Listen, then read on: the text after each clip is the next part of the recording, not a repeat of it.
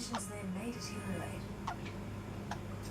The fire has created its own weather system this afternoon, and this is along the southern edge of the fire. This will increase its intensity over the next few hours, so our crews have been withdrawn from this area to ensure their safety.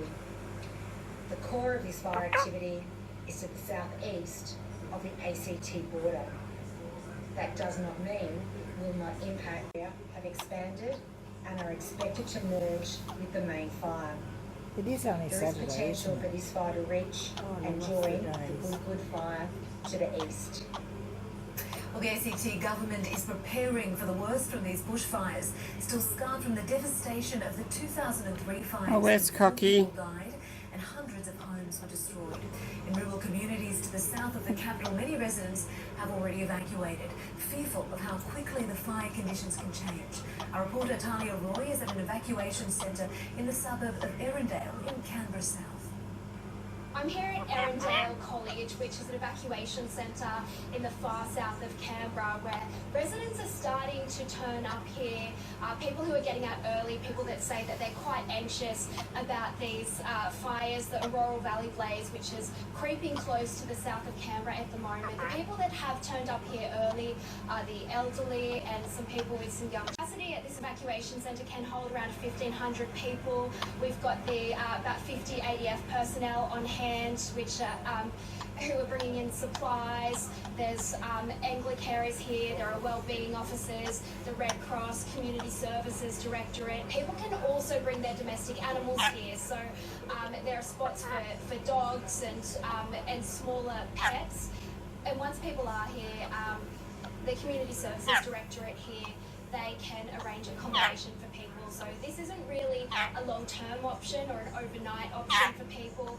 Some of the local hotels are actually providing free hotel rooms, which people are being accommodated in as well. So yeah, like I said, it's not too busy here yet, but it certainly people here are expecting a number of people to start turning up, particularly as conditions worsen into this afternoon. Centre for women. The project has attracted support right across the country, but it's been stalled by a lack of government investment.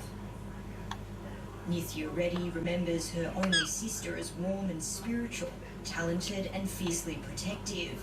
She was the best big sister you could hope for. Preeti Reddy, a 32-year-old dentist from Sydney, went missing after a conference in the city's north last year. That was not her. So we knew something untoward had happened to her. 48 hours later, police found her body inside a suitcase in the boot of her car at Kingsford.